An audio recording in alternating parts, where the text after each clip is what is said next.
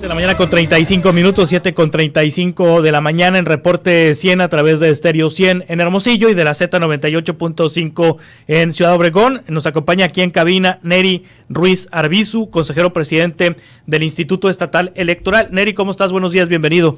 Muy buenos días, Juan Carlos, un saludo al auditorio, gracias por su invitación. Inició ya, ahora sí, el proceso electoral de manera formal, porque parece que hace un chorro que estamos en el proceso electoral, pero inició, ¿qué día? El día 8 de septiembre tuvimos una sesión en el Consejo General del Instituto Estatal Electoral y de Participación Ciudadana para dar formal inicio al proceso electoral. Sí, ¿esto qué significa? Significa que se inician una serie de consecuencias jurídicas y de actividades. La primera de ellas es declarar el formal inicio y la segunda es se aprueba un calendario de actividades el cual deberán de seguir tanto los partidos políticos, precandidatas y precandidatos, candidatas y candidatos, así como los mismos institutos y la ciudadanía. Sí, y al Instituto Estatal Electoral le toca organizar las elecciones de presidente municipal, diputados locales. Así es, son las dos elecciones que tenemos, diputaciones y ayuntamientos, donde estarán en total 1,300 cargos en disputa. Sí, ¿hay posibilidad de reelección en ayuntamientos y en presidencias municipales, en diputaciones locales? Sí, definitivamente está la figura vigente y ya dependerá de los casos concretos en donde hay alcaldes que podrían reelegirse, hay otras diputaciones que podrían reelegirse. ¿Se tienen que ir de sus cargos para poder reelegirse o pueden permanecer en sus cargos? No, ya hay criterios definidos, de hecho consultas realizadas ante el propio instituto y definidas ya resueltas también y avaladas por los tribunales, donde dicen que al referirse a la separación del cargo implicará el solicitar una licencia pero no necesaria la renuncia, es decir, es una decisión que deberá tomar cada persona si se ausenta del cargo, ya sea a través de una licencia o de otra forma, pero que no es necesario que lo hagan. Quienes aspiren a un puesto de elección popular para el próximo año, Neri, ¿cuándo tienen que dejar sus cargos si es que son servidores públicos? Dependerá de cada cargo en el que ostenten y al que aspiren, pero necesariamente no implica que se separen o renuncien, sino sí, que pueden solicitar de algunas otras modalidades como licencias, permisos, etcétera. Es decir, cada caso concreto tiene un punto en particular. Anteriormente sí los obligaba por disposición de ley a tener que separarse del cargo, pero ya hay criterios en el sentido que no es necesario. Sí, el proceso electoral inició el 8 de septiembre y las precampañas, ¿cuándo son? Las fechas más importantes del calendario, Juan Carlos, son, número 1, el día de la jornada, será el día 2 de junio del 2024, que ese es el día más importante para nosotros. Ahí, esa es la primera fecha. Otro de los datos importantes es precampañas para partidos políticos, es del 22 de enero al 10 de febrero. Son los 20 días que señala la ley, pero a la vez también son los 20 días que señala para los aspirantes a candidatos independientes para que recaben el apoyo ciudadano. Es decir, si quiere ser un candidato independiente, ahí donde irá a recabar las firmas de apoyo ciudadano. La segunda fecha que sigue ahí tiene que ver con el registro de candidatos, que es el 31 de marzo al 4 de abril. Esa es la fecha en que los partidos políticos y candidatos independientes se tienen que registrar ante el Instituto Estatal Electoral. Y por último, las campañas, que tienen que ver del 20 de abril al día 29 de mayo. Esas son las fechas más importantes. Le estamos mencionando que en el calendario hay 177 fechas, entonces, y son de las más importantes en términos generales. Pero esos son los plazos que más llaman la atención y que son los que más están en la vista del ciudadano. ¿Hay novedades en este proceso electoral? Es decir, ¿hay cambio de reglas en este proceso electoral? ¿Algo nuevo en comparación con la elección de 2021?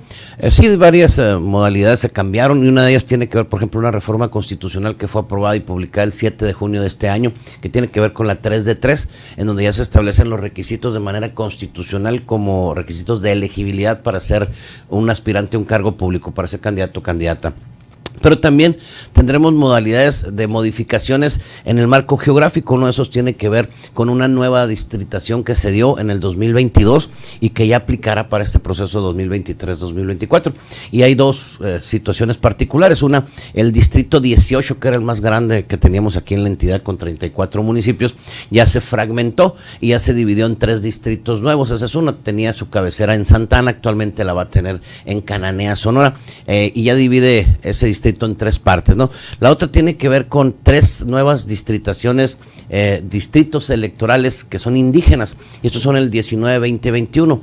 En Navojoa, Chojoa y Guatabampo, ya los partidos políticos o candidaturas independientes deberán postular personas de ascendencia indígena, y esto es importante recalcarlo porque en esos 3 distritos hay una amplia mayoría de habitantes indígenas en la entidad. Entonces, esos son 2 nuevas modalidades que hay en materia de distritación, pero también viene en 2 aspectos nuevos que tendremos que cuidar. Uno que tiene que ver con el voto anticipado, por ejemplo, que las personas que no puedan acudir de manera física a la casilla el día de la jornada podrán emitir su voto anticipado, y para eso habrá unas reglas y haremos la difusión.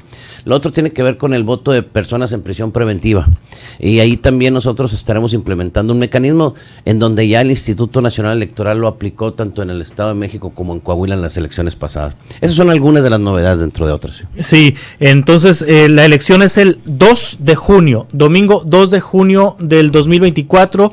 Es el proceso electoral para elegir no solamente diputados locales y presidentes municipales, también en lo federal es presidente de la República, diputados federales y senadores. Así es, es la elección más grande de la historia, sí, como se ha dicho. En el caso de Hermosillo, ¿hubo cambio en la distritación?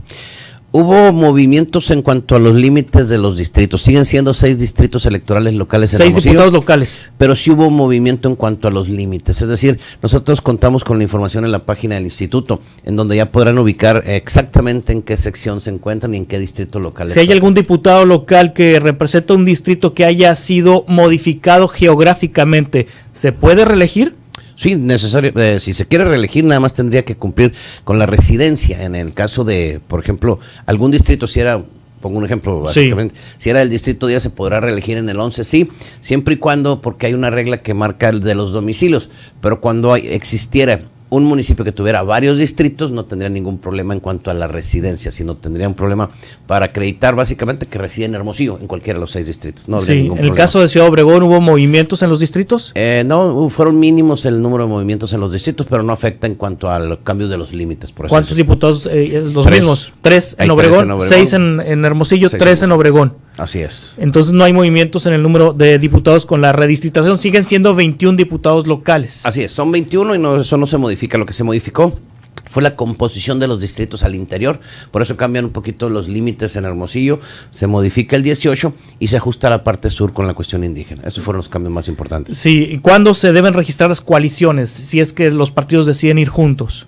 Hay 2 plazos y 2 modalidades. Uno tiene que ver con las coaliciones y candidaturas comunes, son 2 modalidades distintas. Y por ejemplo, en la coalición tendría un plazo hasta la fecha en que se vayan a emitir los registros de candidatos. Entonces varía cada uno de ellos y dependerá de los plazos de registro, como les mencionaba, sí, 31 de marzo. Tendrían hasta el 31 de marzo en el caso de coalición, y en candidatura común es una fecha distinta. ¿Se pueden reelegir diputados que hayan sido elegidos por un partido político y que luego dejaron ese partido político y se fueron a otro partido político? Y particularmente están los diputados del PRI, que eran 5, si no me equivoco. ¿Cuántos eran? No recuerdo el número exacto, 2 por mayoría relativa y 2 por representación proporcional, creo que. Sí, Ernesto de Lucas, Natalia Rivera, que se fueron a Movimiento Ciudadano, y Karina Zárate y Elia Sayad, que se fueron a Morena. Sí. Karina Zárate y Elia Sayad son diputadas de mayoría y ganaron por el PRI. ¿Ellas pueden buscar reelección por Morena? A ver, las disposiciones constitucionales señalan que para poder competir en la elección consecutiva o reelección, como le llaman, debieron haber renunciado al partido que los postuló a la mitad de su mandato. Más o menos datos específicos. Ellos toman protesta el 1 de septiembre del 2021. Su mandato es de 3 años. Entonces, para poder postularse por un partido distinto, dice, sí, si así lo señala, debieron haber renunciado a la mitad de su mandato. Estaremos hablando aproximadamente septiembre, octubre, noviembre, diciembre, enero, febrero, más o menos principios de marzo del 2022, para sí, que pudieran aspirar en su caso a una nueva reelección por un partido distinto. Así lo señala la Constitución. O sea, sí pueden, pues. Si se cumple esa regla. Sí. Sí, pues se fueron hace rato ya, ¿no? Entonces, esa es la disposición, esa es la única limitante que señala la Constitución, el que se deban de separar de su partido un año y medio, le vamos a poner la mitad de su mandato antes del día de la jornada. Pues. Y se verán cosas peores, ¿no? Y se verán cosas.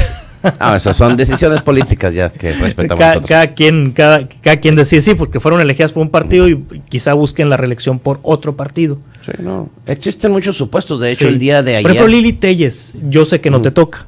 Federal. Yo sé que no te toca, sí. Pero Lili Telles, pero eres experto en temas electorales. Lili Telles fue senadora de Morena.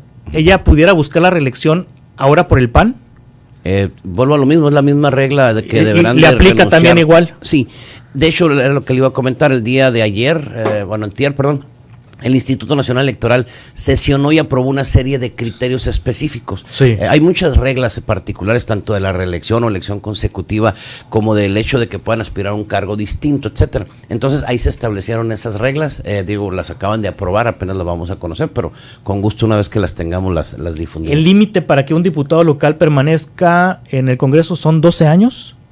Son la elección más 3 elecciones consecutivas adicionales. O sea que Fermín Trujillo todavía tiene otra. En términos generales sí tiene otra posibilidad. Porque empezó en el 12, ¿no? Esta es la segunda elección consecutiva que llevaría. Le faltaría una en su caso, si es que así lo decide. O sea, empezó en el 12, ¿no? Según yo. 12, 15, 15, 18, 18, 21, 21, 24. Sí falta una, según los números, así como lo estamos manejando. Le quedaría una reelección todavía. Así es. Y él sí ha brincado. Sí, él permanece en Nueva Alianza, ¿no? Es Nueva Alianza. Es Nueva Alianza, es cierto. Nada más que Nueva Alianza se mueve con el partido con el que gobierna, ¿no? O sea, en el caso de los ayuntamientos también es una sí, digamos, característica.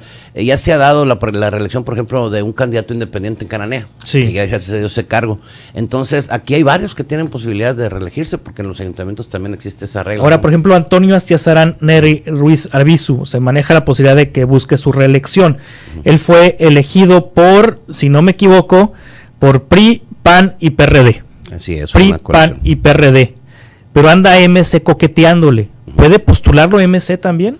Dice la regla, y vuelvo a lo mismo, sí, que deberán de postularlo los mismos, salvo que renunciara a la mitad del cargo. Es decir, si fueron 3 de ellos y lo postulan 2, no es ningún problema, pero tampoco existe el impedimento de que esos 3 más 1 adicional lo pudieran postular. Depende de la modalidad. Existe tanto una candidatura común como una coalición, o de manera individual, entonces ahí dependería de la modalidad por la que opten, ya sea el candidato o los partidos políticos. Sí, Neri, ¿hay nuevos partidos políticos? De hecho, el proceso acaba de concluir en julio y tenemos esta situación particular. Hay un nuevo partido político local, que es el Partido Sonorense, cuyo representante es Ali Camacho. De hecho, ya tomó posesión, ya ejerció en el cargo el día del inicio del proceso electoral. Pero existe una situación muy particular, está pendiente de resolverse en tribunales un caso de una segunda organización de ciudadanos que solicitó constituirse como partido político. Y esta es la organización de ciudadanos Vamos, el representante legal es Norberto Gracia Figueroa. Entonces, ese caso particular está en Sala Guadalajara actualmente pendiente de resolverse y dependerá de la resolución que emite el tribunal si continúa para participar o si definitivamente se sostiene y se confirma lo que resolvió el instituto de negar el registro como partido político local. ¿Sí? En su caso nada más serían 7 partidos políticos nacionales con registro, más 3 locales, que serían Nueva Alianza Sonora, Encuentro Solidario Sonora y el Sonorense, son los 3 locales. Los nacionales, pues ya los conocemos, PAN, PRI, PRD, PT, Movimiento Ciudadano, Morena y el Verde Ecologista de México, son los 7. Entonces, en total, a la fecha hay 10 partidos políticos registrados para contender en el siguiente proceso electoral. Los partidos, este partido nuevo, Partido Sonorense, ¿deberá contender solo o puede ir en alianza o en coalición?